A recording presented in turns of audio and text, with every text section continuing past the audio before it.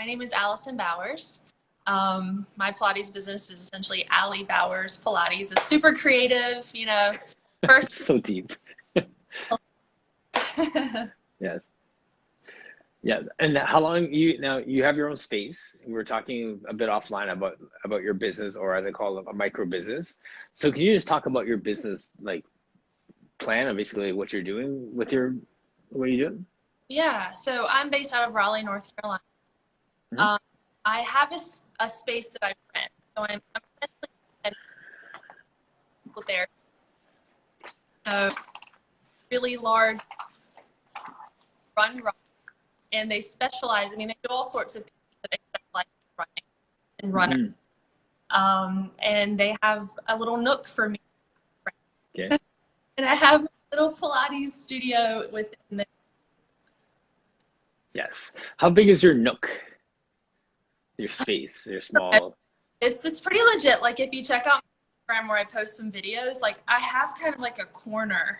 And I mean, they've been very kind. I have, if I wanted to get more stuff, I could expand. Yes. Tried to like honor that it's a. I didn't.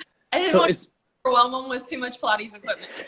no, because it's like it's not like it's enclosed. Like I saw from the picture, it's almost like an L shape. You just have like a corner sort of thing, and it still spaces out into the whole footprint sort of thing. When you walk in, it's like a warehouse. I mean, it's cool. Okay. It's some beams, and it's kind of it has a Brooklyn feel to me, just in terms Hmm. of high ceilings and some of the exposed piping and such. Cool. So, yeah, I mean, I essentially have like a corner when you walk in. It's like a wing. You can see Yeah. it, and I'm incorporated into like the training space. So Yes. they have like the traditional turf where you have green Hmm. training happen, have PT tables out on the floor as well. So.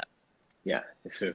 Yeah, the thing I like about that too, Allison, is that we have this mindset in Pilates a lot of times, and we've talked about it so much, is that almost like Pilates is its own silo, and the way that your space is set up, it topples that because like it is actually integrated as one of the modalities that people can use for their wellness Yeah, physically, but by its physical layout, right? Like that's something different. yeah, I love it because it's like a wellness space. Yes. I think I mentioned when we chatted before that there's also an on-site nutritionist and they want to have some massage therapists there. So I came from an environment where it was kind of like a house of wellness. So I'm Yes. familiar with being around other services and other modalities of exercise, and I Mm. all tied. So is a gold standard at some point to have your own physical location, or would you prefer to always stay with having those guys like available to you to them? You know, Martin, that is a wonderful question. CBD. I think when I first moved back to Raleigh, I was like, I'm going to open a studio. You know, you just think that's what I'm going to do. Um, Mm-mm. and I've had a different path, but it's been the right path for me. So Yes. I had to just take some steps back and think, well, what do I really want? Hmm. If I didn't know, which was that I found myself looking at spaces and then pulling back, or then a space didn't work out, and I'm like, well, why didn't it go through? So, um, Yes. I've kind of had to like step back and just think about it a little bit, or just kind of be okay with not having an immediate answer. And I Yes. feel like I'm exactly where I'm supposed to be. Like I really like Hmm. that I'm out of. If it Yes. falls into something more, amazing. But right now, like I love the right spot for me. Yes. Well, that's the question, right? Like a lot of times in life, like going beyond like even the applies discussion, we kind of know what we don't want, but we don't really know what we do want. You know what I mean? Like, so eh, that's for me personally, like I've had experiences where that frustrates me when someone can't articulate what they want, but they're really good at telling you what they don't want. So, So sometimes that's good, sometimes that's bad. For me, I don't like it. I'd much rather what you want so we can move in that direction instead of whatever. But yeah, no, I'm a fan of clarity for sure. thank you. Well said. Not being clear is a part of being human in life. So when you don't Yeah. know, better to just sit back and let things unfold until you do, right? Don't force it. not there yet. Right. I've heard it said the other way too, right? I mean, and to give credit, and I've heard other people say like that's a good thing, you know, whether it's their life experience being like never being able to express what they don't want. That's a whole separate conversation. But I've heard people, you know, applaud that sense of being able to say, I don't want this. This isn't for me. Thank you, but no, thank you. You know, that's fine. It points, So and I mean, so like, I feel like when something you try to make, well, at least for me, I try to make a decision with good faith. And then, you know, it doesn't mean that it's always so glaring exactly what has to happen, right? I don't, yes, life is always like that. So you just try to make a good decision. And if it doesn't work out, then that helps you to know moving that forward, informs it. right? But Yes. I feel like we're having the conversation that we're doing my Brink talk right now, because when you start talking about decisions, you can't have that conversation without talking about failure, because you make a decision. One of the things in your head that kind of informs that decision is, what if this doesn't work? yeah, it's so funny. I mean, I'm working on that one. So I've been working. I think we will all are. I mean, I'm gonna get like really geeky here. So Yeah, go for it. since I left a position or a job that I had a long time ago, and basically a life in New York City, I've been like reading a lot. I listen to a bunch of podcasts. I just have more time on my hands. Pre-COVID, so I just like had a lot more time on my hands. Okay.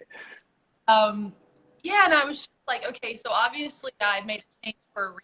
I wanted to just work on certain things that maybe were more prevalent in my life in the past. So I have read a lot of books, and then I listen to a lot of podcasts, and I'm very into this one person. You may have heard of him. His name is Michael Singer. Okay. No, I haven't actually, but Okay. Book, The Untethered Soul, which was okay.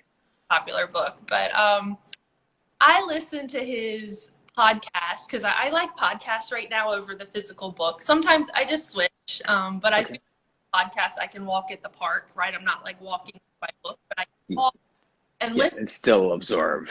Yeah. So I'm really into that right now. But anyway, he talks a lot about just being present and just surrendering to what is happening and letting life unfold. So Yes.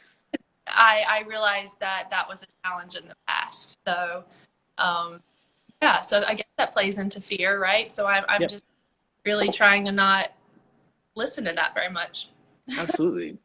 I spent some time thinking about the word surrender too, and you want to get like really deep on like just we're getting geeking out on this for a second. The word surrender is similar to the word submit, which is also close to the word yield. Okay.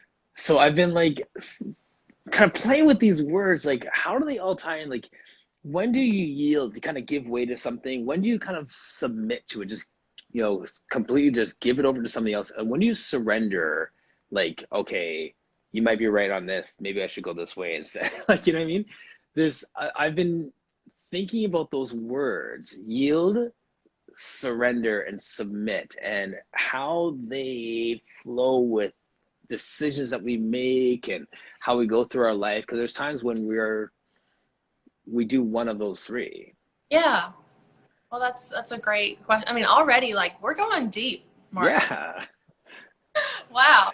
Gratz are we talking about the Gratz equipment again? Yeah, we'll get there. We'll get there. Maybe I apologize. I spent probably 4 or 5 hours yesterday just researching stuff for my talk. So like this is right at the front of my brain, thinking about how we go through decision. Yeah, it's organic. But even the Gratz thing, when we get there, it's that same kind of conversation about why, like, how do you decide this over this? When people receive this, how are a client? It's the same decision-making process. So we'll weave it in there. We'll come back there. Yeah. I think for me, the yielding and the surrendering is ideally you have clarity and direction, which I did when I made my decision to purchase my Gratz. I had 100% clarity there. Yes. But I initially moved back a few years ago and I didn't have that clarity yet. And it's not to say I didn't want that equipment. It's because I was new to the market. and I had not even Mm-hmm. taught anybody here, and I hadn't worked at any studios. Yes. I felt like the better thing for me to do, even though it was, yay, see your yay, Yes. better thing for me to do, which I had to be patient, was to get to know the market. Mm-hmm. Even though I had this goal and I was like, I want to have Gratz, I want it here, it's going to be amazing. Yes. had to I had to take those steps in my eyes. That's what was necessary. And then that's when I had and I knew when it was time. When it was time, I ordered Yes. it. So, Yes. yeah.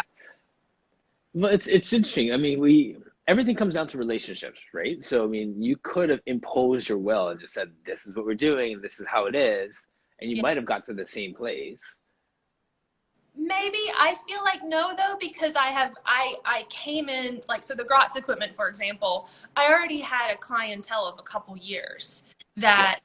I've been teaching, and we made the transition, right? We made Mm-hmm. Mm-hmm. this new equipment that I got. And I feel like if I moved here and was like, hey, y'all, check it out, and nobody knows me, but here we go. I mean, they know me a little because I used to live here, but it was a decade ago, over a decade ago. Right. So, Were you yeah. teaching back then too, or no? No, I discovered Pilates in Raleigh. Okay. Student at NC State University, which is a big school here down the road, just a big college. And yeah, I discovered Pilates because I ironically was rehabbing a knee surgery, so kind of the PT. Yes. And I started to do it and immediately felt relief. It's like the traditional story, which was like game changer. Wow, why haven't I been doing this more? Right. Yes. And so I just fell in love with it, and I was like, I have to keep doing this. And then I got into grad school in New York shortly after, and was like, I have to keep doing this. And I moved to New York, and then I figured out that there was a pretty big discrepancy between like privates and Raleigh, and then meaning the price point. Price point. Yes. Like, grad school, and now I live in New York, and it's pretty much the most expensive place you can live in America. And now I'm supposed to pay for my private Pilates sessions on. Right. So I ended up just weighing it out, and I decided that it was more financially feasible or it was a smarter thing to just get certified. Do the chunk, get certified, because then I'd be in the studio all the time. I'd have access to, and also it would lock me into doing Pilates for life, which is honestly what I have to do this forever. So Yes. I was like, I'll get certified, and that's how it happened. So. Yeah. When Sarah was on last week in Austria, she was saying that her mother gave her the gift of Pilates. Like, I think at her 16th birthday, Yeah. that was her gift. She said, like, you could take a teacher training program wherever you like. If you want to go back to New York, you can do it. If you want to do something locally, you can. And she did that. Like, that was the gift of Pilates. Like, this is something you're going to take with you for life. And this teacher training, whether you do it full time or not, you'll have the skill set and you'll have the tools to do it, like, for life, like you said there. Yeah. I mean, I love that, the gift of Pilates. So my mom actually gave me the gift of Pilates as well. Oh, nice. But like a 12 pack at Christmas. So Yes. don't ever underestimate a Pilates package as a gift. There you go. There's a free plug. Do you have gift certificates that you sell too that we can promote? Oh, well, I mean, something can be arranged. Yes. Always. You got to be hustling, man. We got to always be hustling out here. And now, have you tried any other classical equipment as well as Gratz? Like the contrology stuff, for example, or like Pilates design? Yeah, I've been on Pilates design. Love it. I actually a little bit of Basel.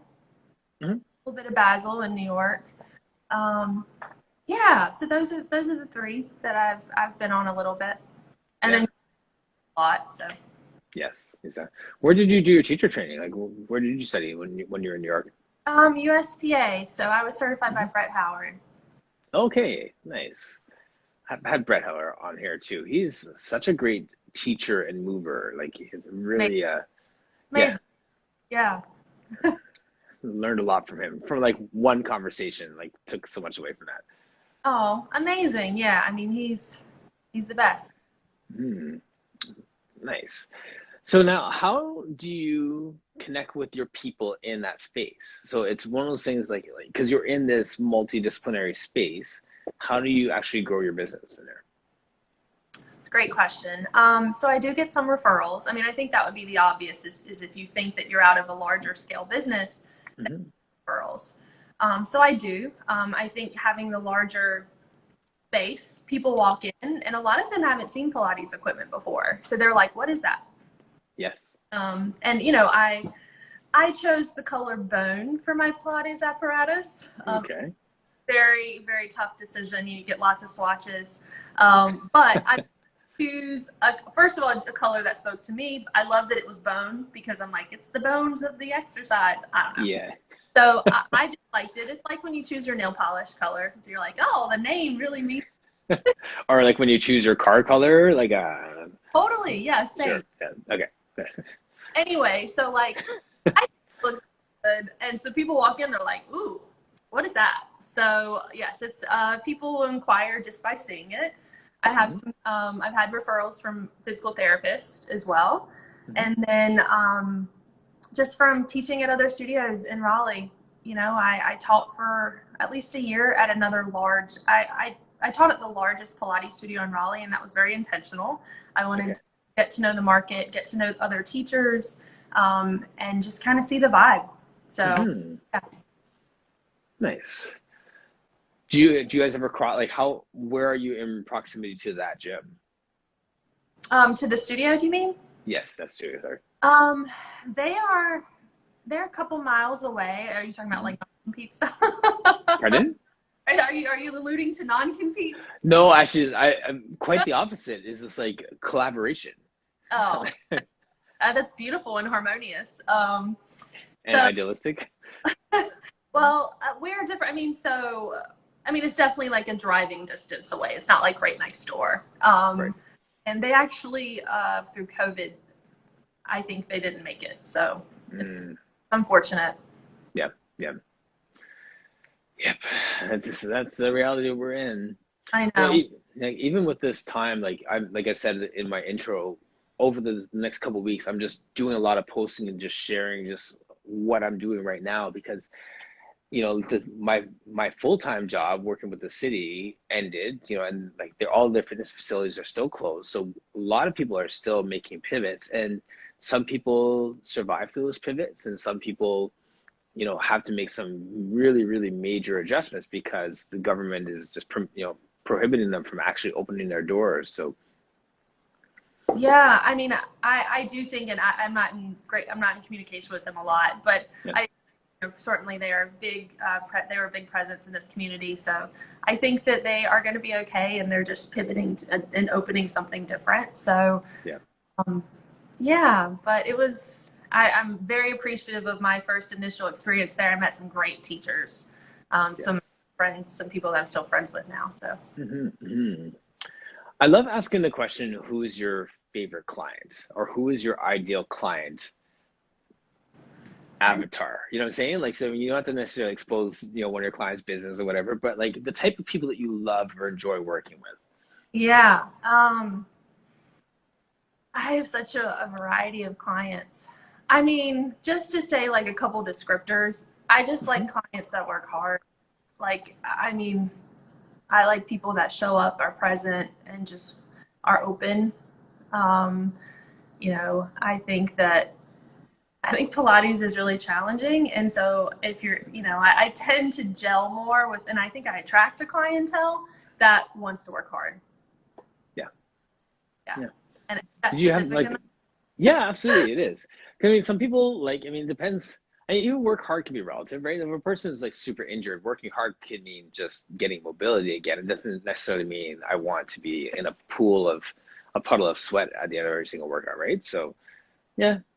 So there's not a physical qualifier. It's just, you know, showing up and wanting to work hard and being open and present. I think that's it. Yeah, exactly. Not the iWatch or, you know, whatever. Right, exactly. I don't you find I catch myself saying it to clients like, are you here? Like, are we here? Are we here now? Okay, now, like, you know, like it becomes a lot of that kind of talk because their minds are elsewhere, right? So it is our job to get them in the studio when they're in the studio. Yeah. Yeah, absolutely. I try to keep things moving along. Hmm. Yes. Now, going back to Brett Howard and your teacher training for a second, do you have any, do you do any like workshops, teacher trainings? Are you working with his organization at all, or anything in that way coming up for you? I'm not. Okay.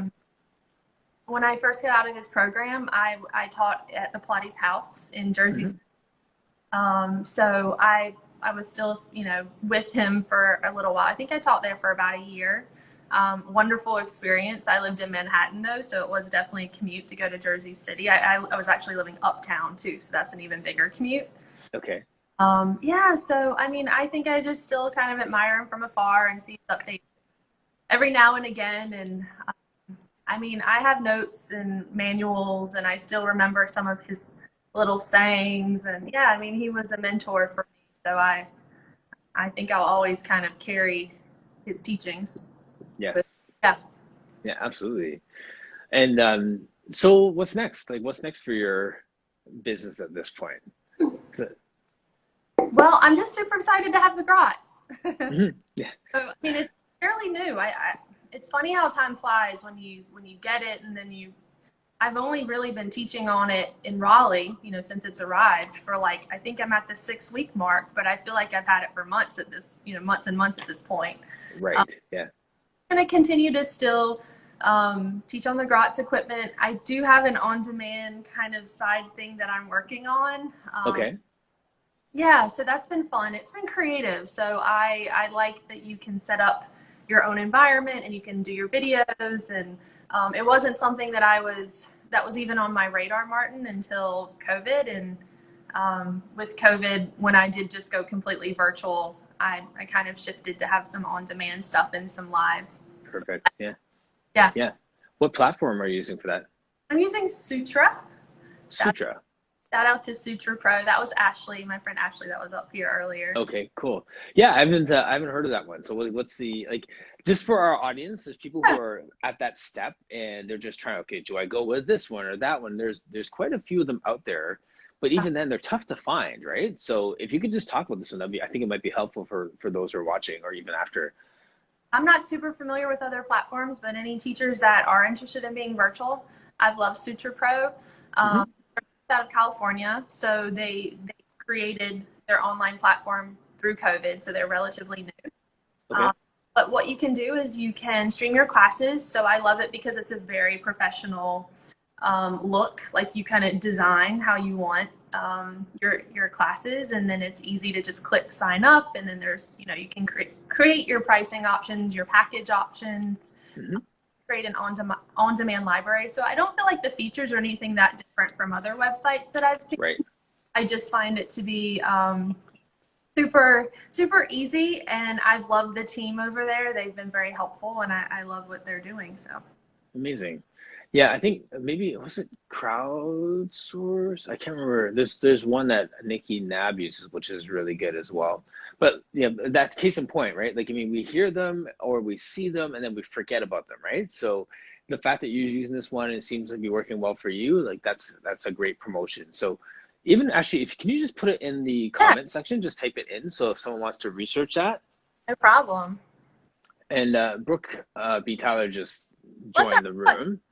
And she has her own like website and on-demand platform and stuff like that. Like I don't know, Brooke, is yours like customized, or is it one of those like a platform where you just put your own skin on top of it, or like, which one do you use for your on-demand stuff?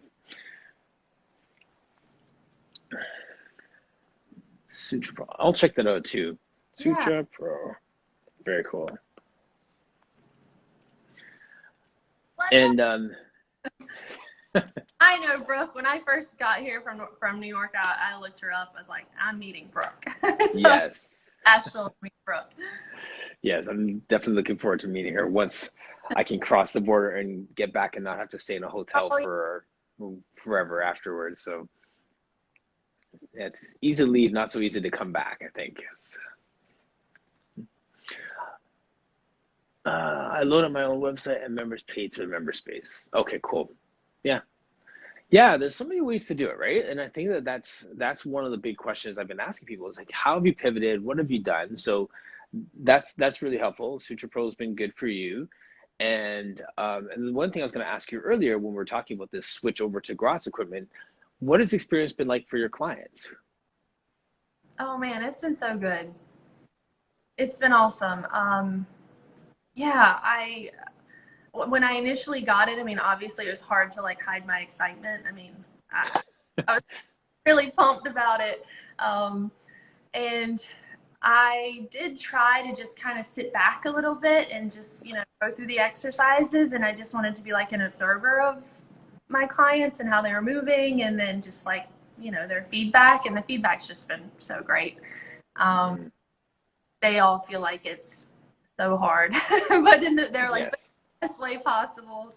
So that's just been super rewarding. Yeah. Yeah. Really, It's interesting too. Like, was there any specific, like if we kind of geek out on movement for a second here, were there certain exercises where even though you weren't setting them up, you knew that when they got to this exercise, you'd be like, oh, they're going to feel it now. well, that's an advantage of teaching on all these different types of equipment for so long. So I originally was trained on Gratz, but I didn't teach on Gratz for probably like 10 years. I still did sessions on Gratz. I would go to Studio New York and do workouts. But predominantly I was teaching on other brands, and it was great. I mean, there are certain exercises that you feel, if you're going to introduce that exercise to someone, there's a certain, there are advantages on different equipment, and vice versa. Like there's certain exercises I'd prefer to introduce on Gratz if you want to look at it that way from like a learning perspective. Right, right. So, I mean, it's all good. It's all just information. And then, like short spine for sure on Gratz. You just sit back and you just watch the clients do their short spine on Gratz, and it's like, it's very big for them, very big moment. Yes. The pulling straps, the rowing series, Yes. another huge, I have the tower units. So, the leg springs and the arm springs, that's been fun. I mean, you just, whoa. Yeah. Yeah.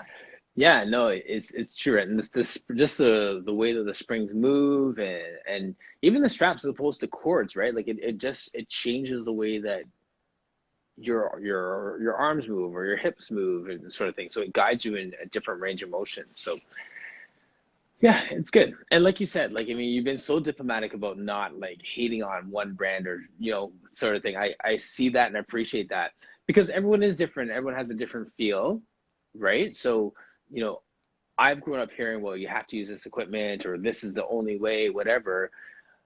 But the more conversations that I start to have here, and I talk to people in Europe or I talk to people in Africa or in Australia, and it's like, well, what about this brand? What about this brand? What about this brand? And they are still getting people that experience of ultimately just getting deeper into the work.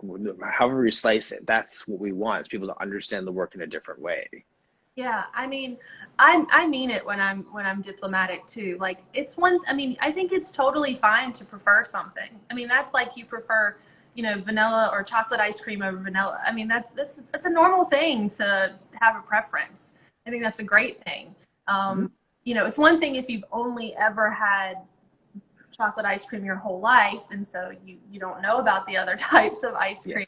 Yes. And then you insist that it's the best, even though you haven't tried anything else.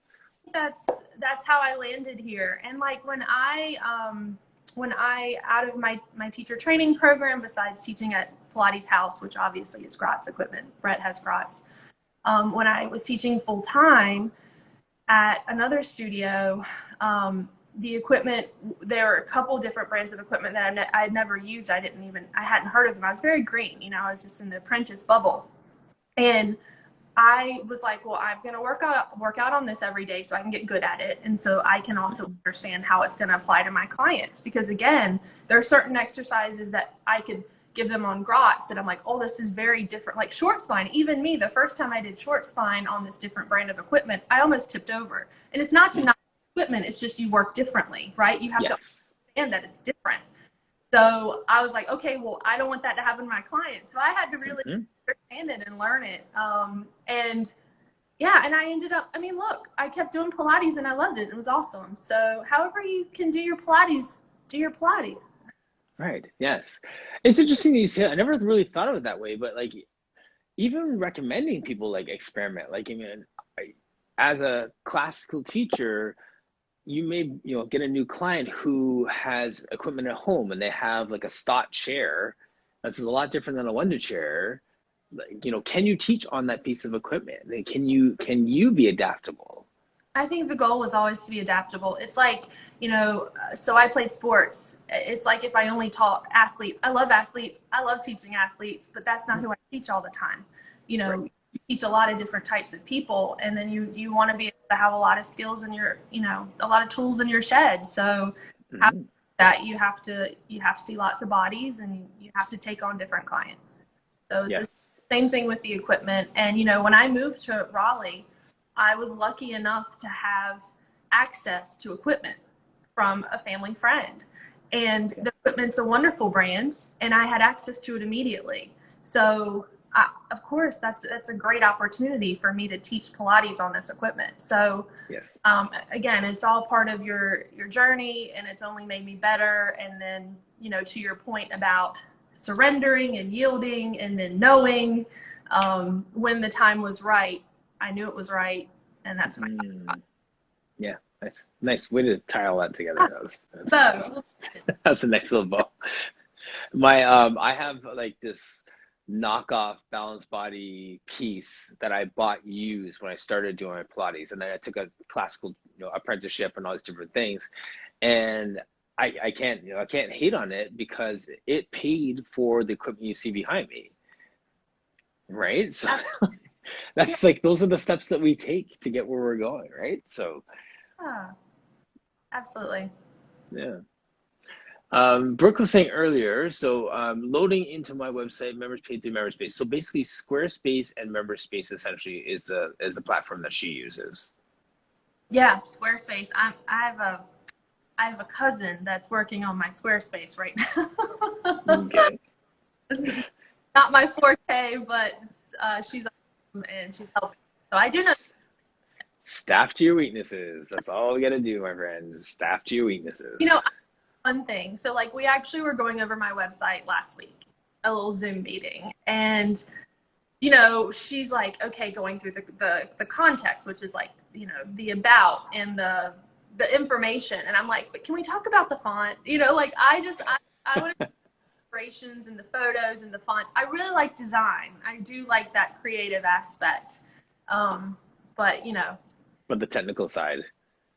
Yeah, that's because it's the fun stuff, and it's like, I actually like writing, so it's fine. I'm gonna write all the stuff she asked me to do, but I'm like, wait, do we need to do the font before we focus on the text? She's like, no, you need to do your text, and then you can do all the others. Yes. Yes, the technical. Yeah, so funny. Well, Martin, I don't think I know your background. I'd love to hear it. So, Canada, and then what's your Pilates story? Well, my Pilates story is I started off as a personal trainer. And even before I started as a personal trainer, as an athlete, I was taking the odd Pilates class just because, my friend who was a massage therapist was teaching it. And for one, and two, I hurt my back. So my back was really jacked up from playing football, and I was going to a chiro all the time.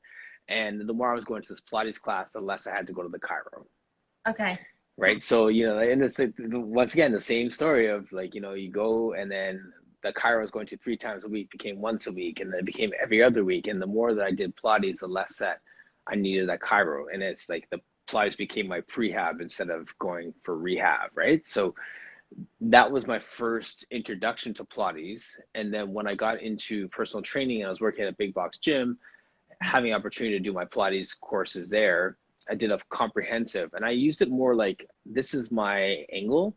This is my, as a trainer, now I have this thing that no one else has. One, I hadn't seen very many guys teaching Pilates, and two, there was no visible minorities teaching it. So I figured, being a black male, non-dancer, teaching Pilates would have connected me with people that also look at it and say, okay, well, I can't do the split, so that's not for me. So that was my connection to it, and I just got really passionate about men teaching Pilates. I recognized that, I saw someone with that hashtag, real men do Pilates. I was like, Great. like, Love it. yes. I just had to use that and just embrace that and just challenge people to think, okay, well, this can be something that can help you not just correct an injury, but help you with your performance in your sport, in your life, in your weekend warrior activities if you sit at a desk all week. So I just became really passionate about just running in that one direction and just introducing men to this movement system that can really be a game changer for them. So Would you say you teach predominantly men?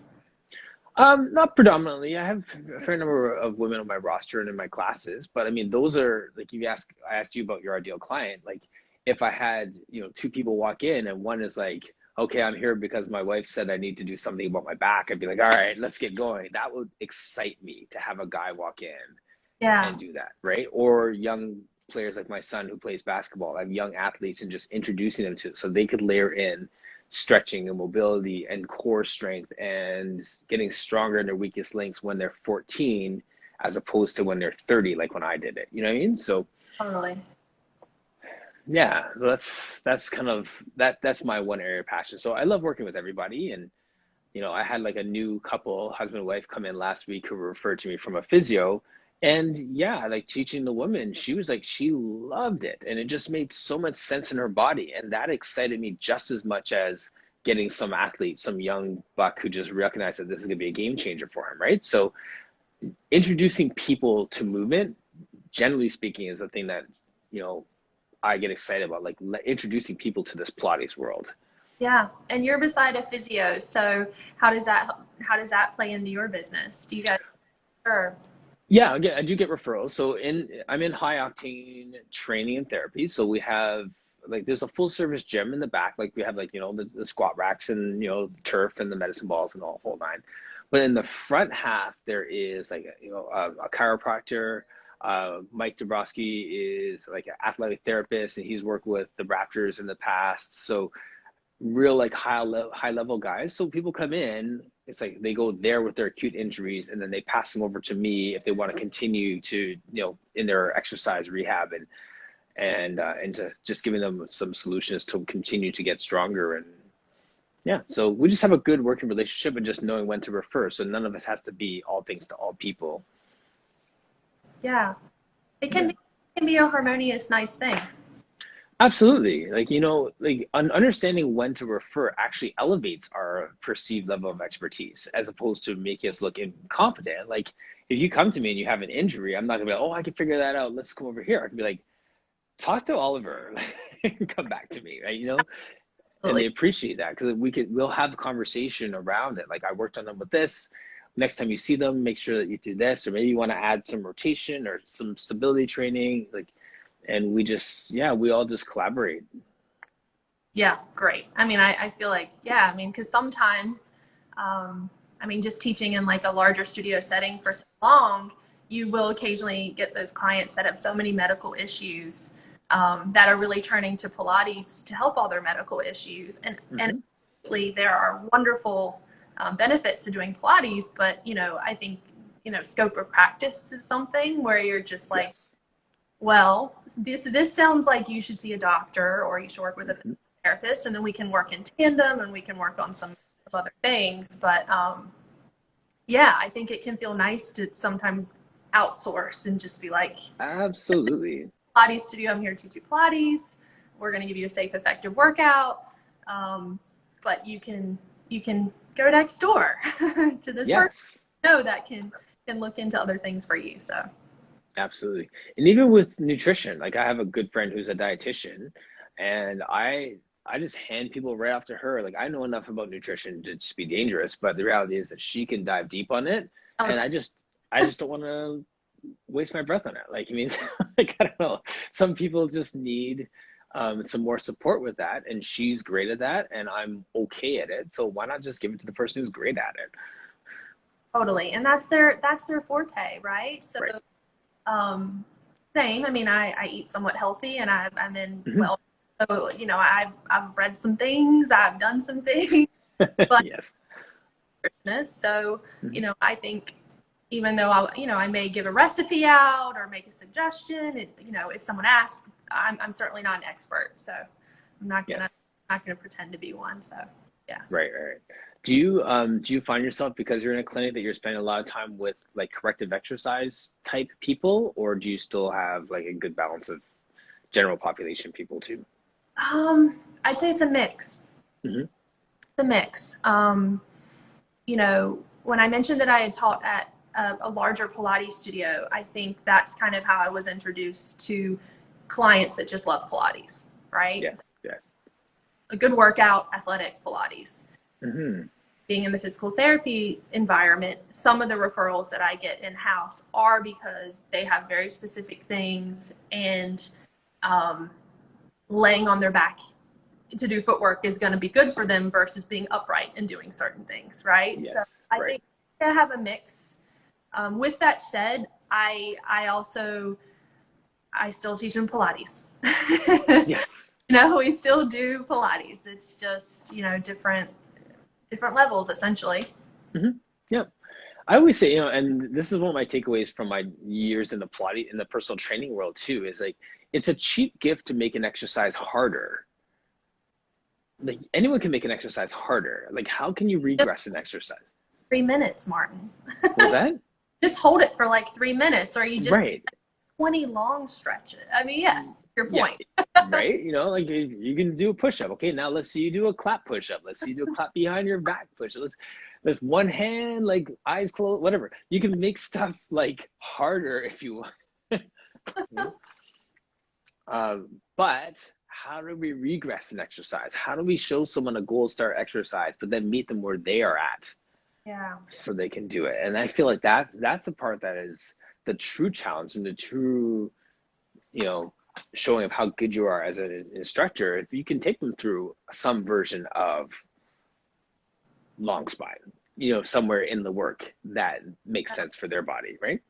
Totally. And you're always just so, I mean, I'm so challenged by it because I'm always having to be really thoughtful. And yeah, like how do I still honor the intention of the exercise, because the exercise is gold and you want them to reap the benefits. Mhm. But how can I be creative, because everyone doesn't fit in a box.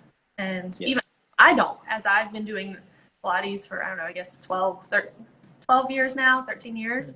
Mhm. I've kind of evolved with my Pilates practice as well. So, um, yeah, it's super stimulating to like think about it and try to, and so, Yes. yeah, I enjoy it.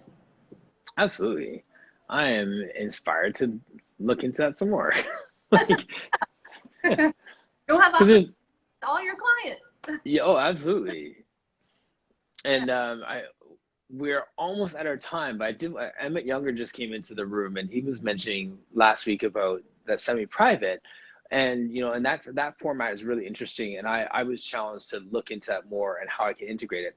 But the main takeaway I got from what he was saying wasn't so much that class format, which is brilliant, and I want to do it, but more so teaching in a way that our clients have ownership of their work. You know what I mean? Where they understand the exercises and the intent of each exercise, and they can move.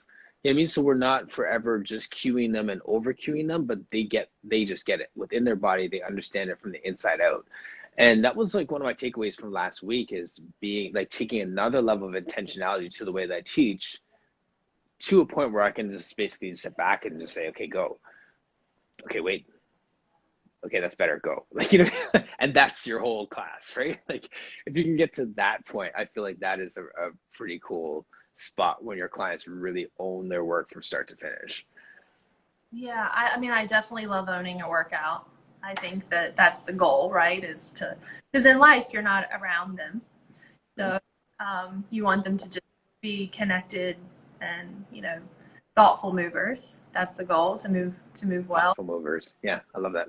Um, I did watch, because we chatted about this. I went back and I listened Mhm. during our break. You like, did I, some game tape yeah, before we. okay, I'm gonna watch the game tape. Um, Yeah, so I watched it and then it made me think, and I was like, do I? And I don't have that format. And then I thought about why. And first of all, there's nothing wrong with that format. I have been in it. I've been in an open gym environment in New York City. And I think that a really important factor is the motivation level. Mm.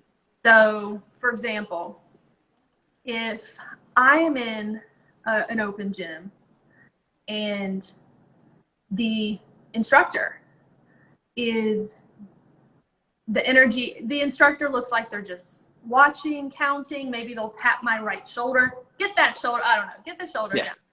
I don't find that motivating as motivating as like if I go to Asheville and do a private session with Brooke one-on-one. Right. So and I'm not saying it's not possible, but I think that energy has to still be there. Yes. And also, it's the energy of the group. So what if the people in the open gym are not pushing it? Like, we feed off of each other. It's essentially a group environment. And if it's group fitness, it's all about energy. I think it can work and it can be executed beautifully. But I haven't done it where I am. Yes. I just try to keep that energy myself, and I want my clients to feel like I'm with them the whole way. Yes. So. And I love that, because that's exactly, you just took the words right out. I was like, that's exactly the point. People need to find the most. I was legit just going to say that same thing, because it's so funny that you're also informed by what you just said there. So if you are in a place where you're the conductor in that room, you have to bring the energy. You need to be able to evoke the energy within people. You need to be able to be intentional with those cues in communicating them in a way that that person resonates, for them to be motivated, right? So I think that's the whole thing. Like, yeah, you can do it really, really, really wrong, or we can take the time and the energy to, and I'm not saying you have to do it in your space at all, but I think that those are the things that need to be considered when you're doing it. Is how do you communicate? Like, it's a Brett Howardism right there. It's like, what kind of learner do you have in the room? Right? So if you recognize that your learners are people who aren't going to be motivated by a tap on the shoulder, that's the person that you have to be like right in the ear. If that looks good, but look at that shoulder. Can you balance it out? Like, what do we need to do there? So, that sort of thing, right? So, yes. And the teacher can always help motivate people when they need a push. So, yeah, Allison, I totally agree with you on that. And I think those are the points that, when we implement things like this, those are the pieces that we have to be mindful of, so that everyone gets a positive movement experience, right? So yeah, and I love it. I think it's important to feel like it's still this high level workout. Even fitness, sometimes the feedback is like a mat class, for example. They're like, well, I want the same level of attention. And I mean, obviously, when there's 20 people in the room, you're not going to get as much attention. But can you still facilitate? It's a tricky thing. Can you still facilitate the energy, the motivation? Can people still feel like it's an individual thing happening versus just like, oh, the teacher's just up there counting and watching me? Yes. Yeah.